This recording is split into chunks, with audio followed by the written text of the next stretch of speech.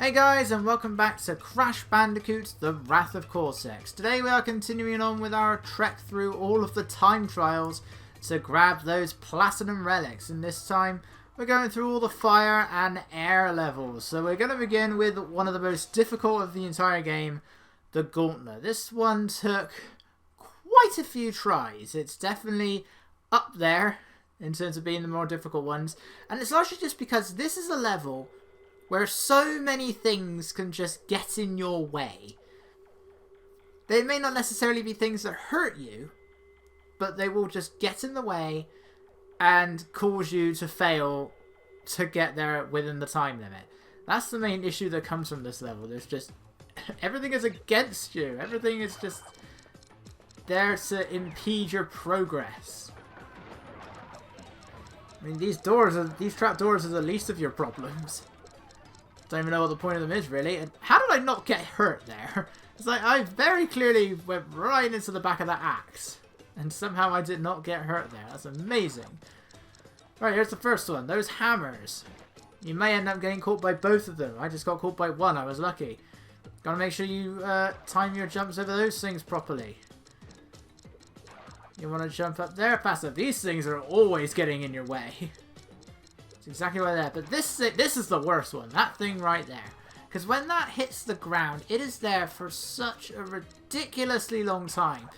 If that thing falls right down in front of you, you've lost. You've lost your platinum relic. You are not getting the platinum relic if that thing falls down right in front of you. You have no chance.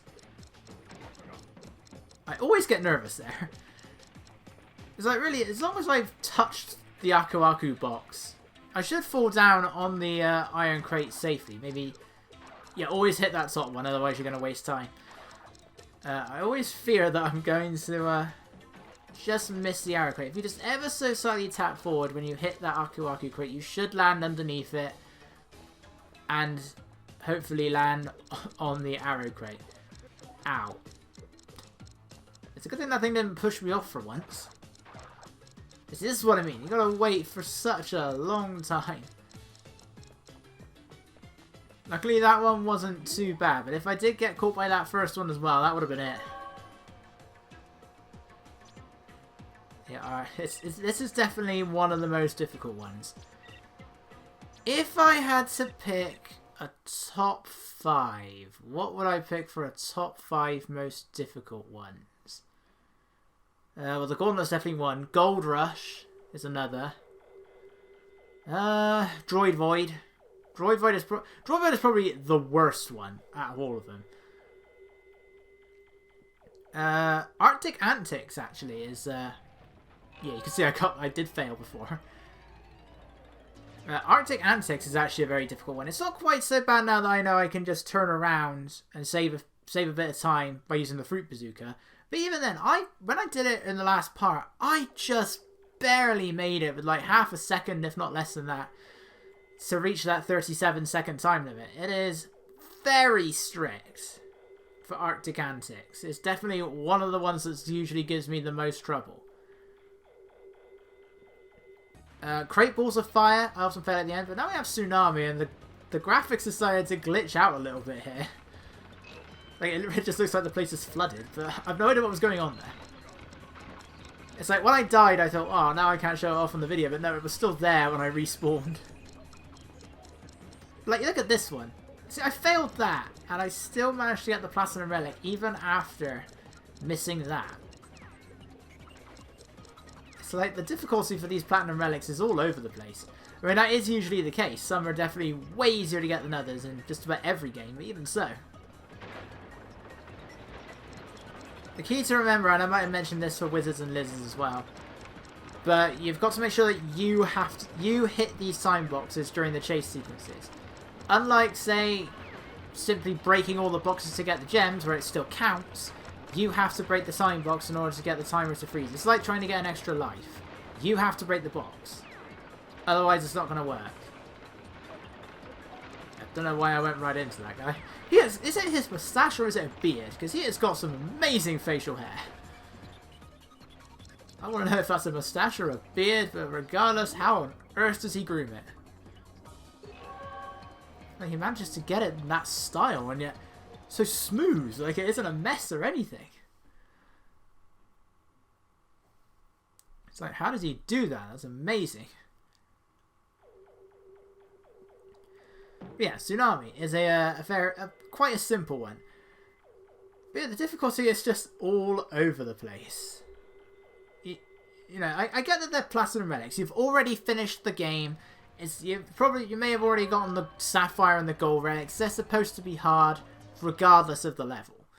But still, the difficulty for the timing is just all over the place. Why is Arctic Antics so difficult, but the likes of Wizards and Lizards and Compactor Reactor are so easy?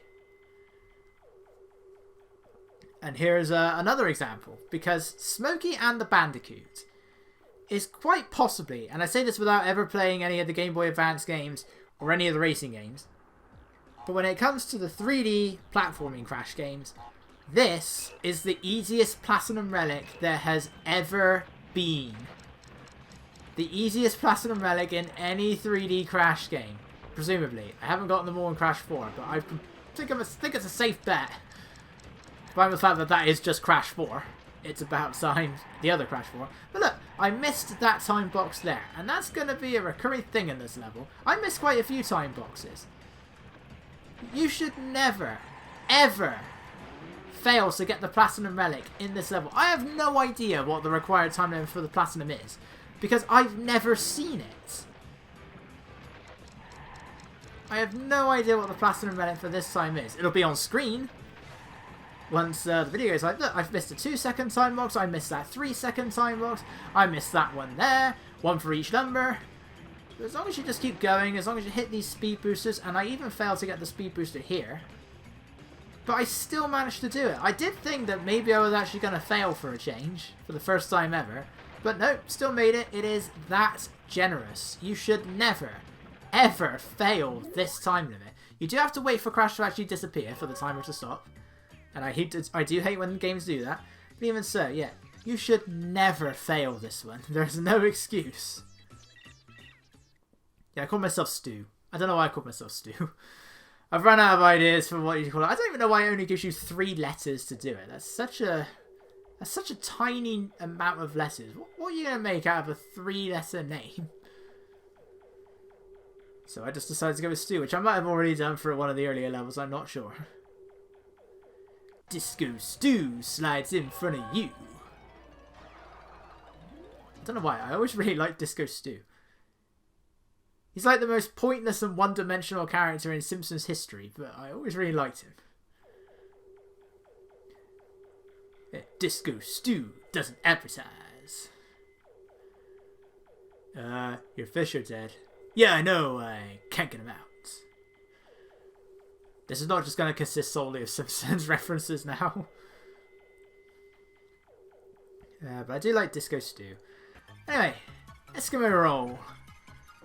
This is, dare I say, the hardest atmosphere. Medieval Madness is pretty tricky as well. But this one, it's a combination of it being quite a tricky time limit and some of the things you've got to try and avoid. Not Tiny. Tiny is perfectly easy to avoid. I don't know how I broke that box. I have no idea what happened there, but still managed to make this regardless. Obviously, otherwise we wouldn't be seeing it. Yeah, there's so many things in this level that can get in your way. And your main obstacle really is Dingo Dial, because he has the ability to teleport. Now that one's fine. You can get past that one pretty easy, but when he's here, because you're not really sure where his projectiles are going to land, it's likely they're going to land on you. And then you're screwed. Same with there. I don't find that must be quite as easy, but that's probably because you can keep moving there. Right. This, however, is the make it or break it section.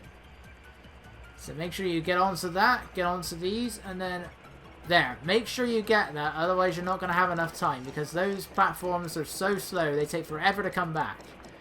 You will not get the platinum if you don't make that. So moving around here, luckily you're still able to get it even with missing that box. But that pit, that massive pit right there, I have fallen down that and failed the time trial so many times because of that pit. I was waiting for it this time. I knew it was there. I didn't forget it this time, but usually I do. I was waiting for that pit because I knew of it. It didn't get me that time. I survived. And the annoying thing is like you always think you're just about going to be able to roll that ball right over the other end of the pit, but no, you're not quite going to have the momentum, and then you fall down.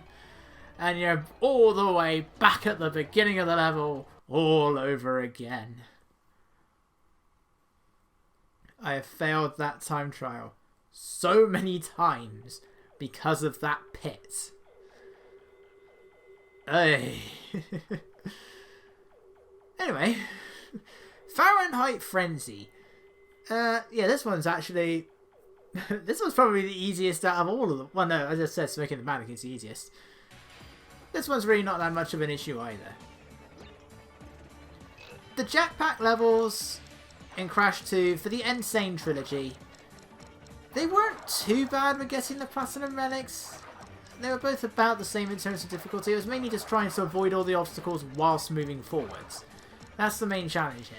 That was the main challenge for that one. Because, I mean, the jetpack controls way better in Insane Trilogy than the awful thing that was the jetpack in Crash 2. That was the real final boss, not Cortex. The final boss was controlling that jetpack. But despite having the same control scheme, this thing controls a lot better. And then the rest of the level is just this. You know, these guys are still pathetically easy to avoid. Yeah, Fahrenheit Frenzy is really not that challenging of a level at all. Just to get the Platinum Relic in. It's pretty simple overall. Make sure you jump for that. For once time boxes you actually need to hit the switch box for. It's very rare that happens. Maybe they were there already, I don't know. Maybe that just made the nitros appear, I don't know. Right. Well, look, now I don't have Aku Aku with me when I hit that crate. Which is good, because I wanted that time box. You know, when you're listening to it just for a while, you start to get quite tired of that ticking noise. When you pause the clock. Even a single jump is enough to make it over those nitro crates with that lava thing. Look at these! Why would you replace these with nitro crates? And I still miss. That's where I just say, just take the hit. They probably want you to spin the robot into the nitro crates, but unfortunately that didn't happen. So just take the hit for that one. If you don't hit the robot into the nitros, just run into them. If you've got Aku Aku, take the hit. You're nearly at the end of the level. You can afford to lose Aku Aku. Yeah, then this is where I mostly then just started hitting... I either just went for random letters or I just decided to keep hitting the same letter. If you go straight to done, it becomes a question mark. So it may not be in green, but it looks like the Riddler is the one that cleared the level. Anyway, that's all of the Pyro Platinum Relics. Now it's time for the Lolo ones. First up is Avalanche. Again, the main issue that comes from the Coco ones is just Coco's overall control. I can't help, and this might just be me, but I can't help but feel she's a bit heavier than Crash. Or maybe she just doesn't jump as far. I don't know. It's just something about her single jump. Just feels heavier than Crash. It's probably just me. But I kind of feel her jump is slightly heavier than Crash. Or like she doesn't make jumps that I feel I wouldn't have an issue with if I was controlling Crash. And I'm not just saying that as a slide jump, because I don't really use a slide jump that much in this game. Because it cuts a bit more of your momentum than it does in Crash 2 and 3. I mean, it's still better than the one in Tsunami. I have no idea what the point of that was. The only time I ever use the slide jump in Tsunami is when I have to in the final level. Just to get those balls over that pit, and it was a pain! Which applies to much of Crash to Insanity. because I don't know if I've ever mentioned this in the past, whether it was during the Insane Trilogy or Mind of a Mutant, but I really don't like Crash to Insanity. I don't...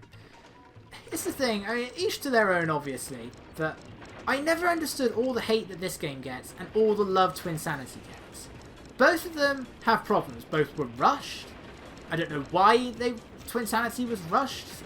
I'm guessing it didn't start development until several years after this game came out, rather than immediately after, because, you know, there's a 4-year gap between the two games' release. But Twinsanity still turned out to be even more rushed and even more broken and glitchy than this one is.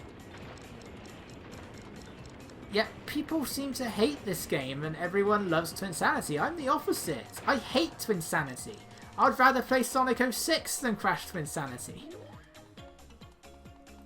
Because it's just that broken to me. By the way, the previous time I got with a gold relic, I ended up on 50.44. The platinum time for this is 50.33. I really hate when that is not the only time that happened to me during this, by the way. I can't remember which year the level was, but there was another one where that happened. And that was really annoying. But yeah, that was Avalanche. Not really that much different from Tsunami, really. It's just the on-foot section's a little bit longer. But this level, Droid Void, the hardest platinum relic in the game.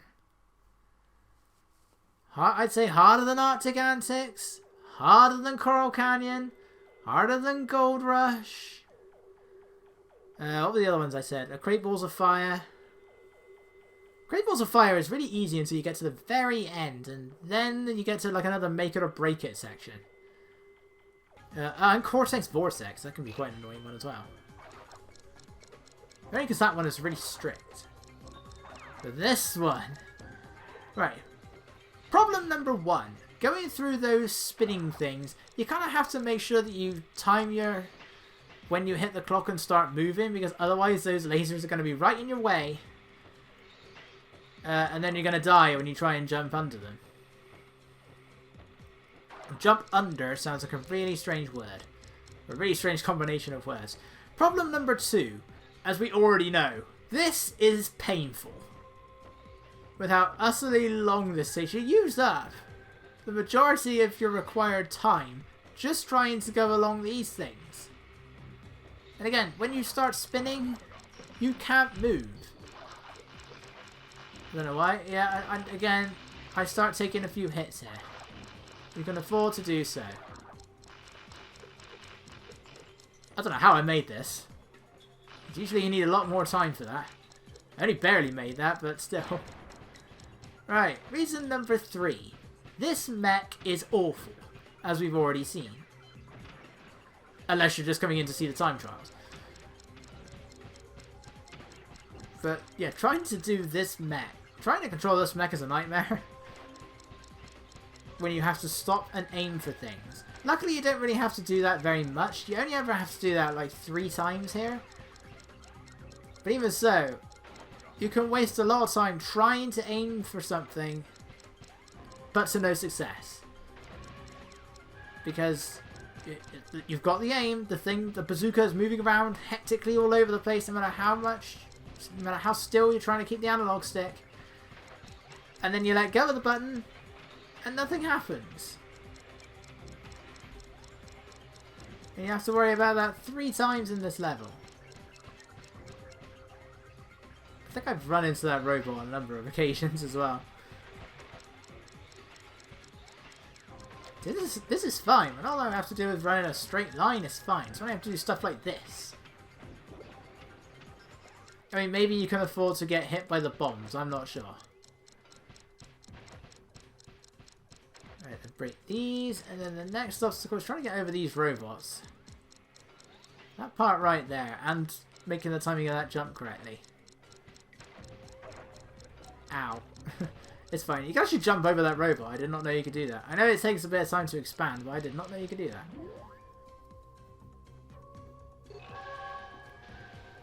But there we go. We're once again in the disco room. This is where I should have put the name Stew. rather than hob. Why would I go for... Surely that's where you'll find Disco Stew. Yes, I have to say his name in that way. It's like you always have to pronounce it as Duffman. You always have to pronounce it that way. You can't simply say it normally. It's always got to be Duffman. Right. This Platinum Relic is pure luck. Because will you die at random for no determinable reason? Yes, you probably will, because that happened to me the first time we were playing this level, and it happened to me again here with I think something did hit me this time, but my health was way above halfway. And they don't do that much damage. If you get hit by one of the flying saucers, I think it takes away like a quarter of your health, and I definitely had a lot more than that. I had like 60-odd%. And that's, I'm not even sure if it actually hit me or not, but yeah, you'll just die at random for no reason whatsoever. This level is just that broken. Luckily, the Platinum Relic here is pretty generous. Even when you're when you're shooting all the time boxes and everything. What I would say is either go back and forth with them, or go in a circle. Because, you know, these things take a lot of hits before they blow up. So you may find yourself being a bit too close. Especially if you're still trying to shoot these things. Now, I'm surprised I made this without getting spun around.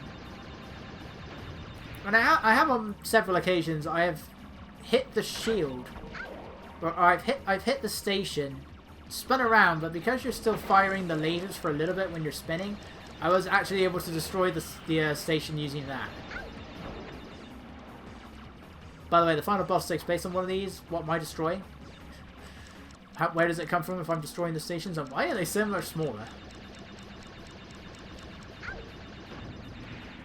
But there we go. We did it. I did not die. Well, I did die. I did die randomly at one point during this.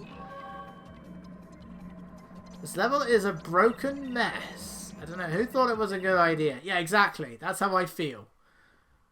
Because the level is a broken mess.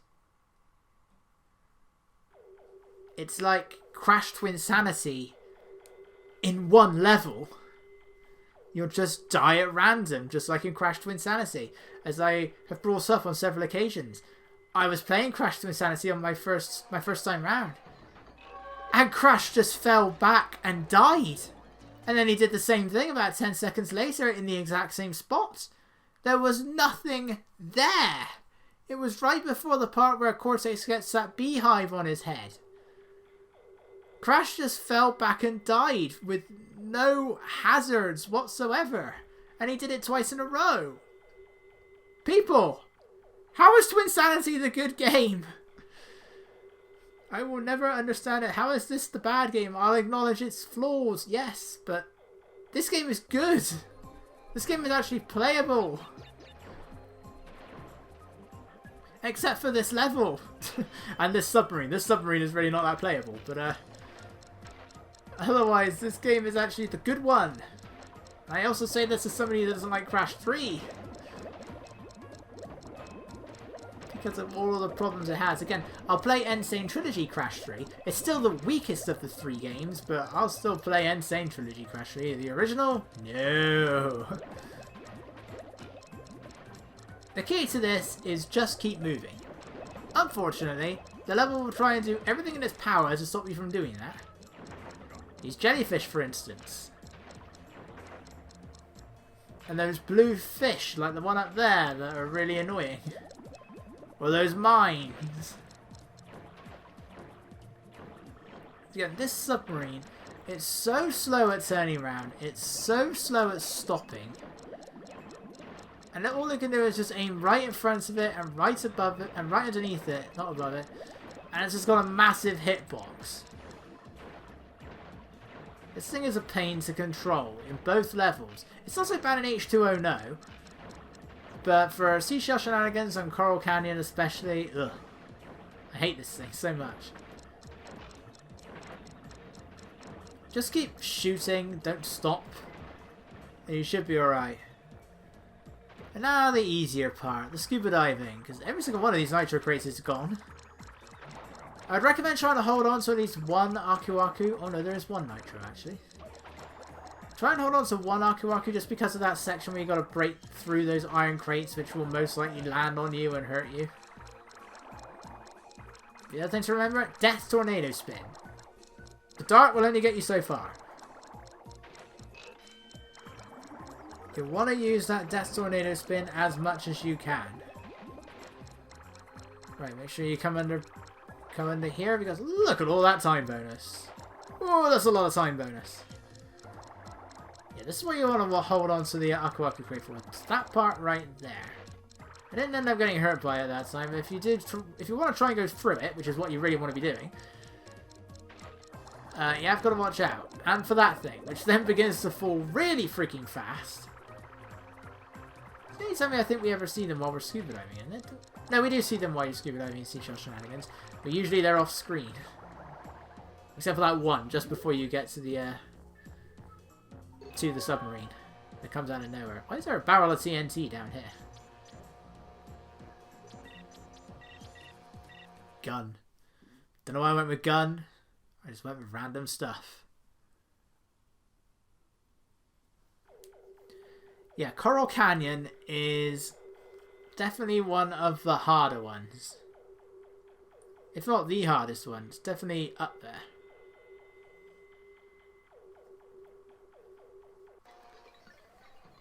I'd say it's a bit easier than the Gauntlet. But it's definitely easier than Droid Void. But Coral Canyon is definitely, it's one of the more annoying ones because there's so many things that can kill you. You know, you got to watch out for JJ the Jet Shark. You've got to watch out for the octopus tentacles from Finding Nemo. Right, so aside from leaving him one failed attempt, Weathering Heights. Alright, now how am I going to work my way around editing that?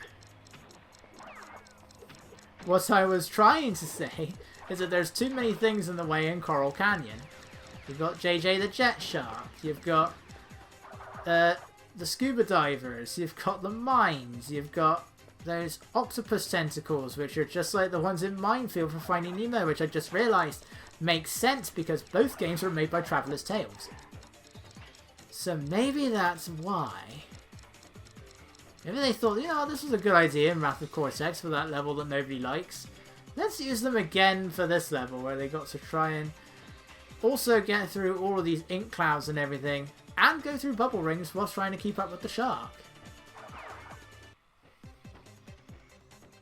Right, look, see, these outline boxes have already formed. Probably because the switch box has also turned into a time box. Don't know why I didn't get maximum height out of that. I'm sure I was holding the button down. Maximum distance, so I'm on that thing for as little time as possible. Just run to try and avoid the flames, which I only just about did there. I still want to know what those tornado things are.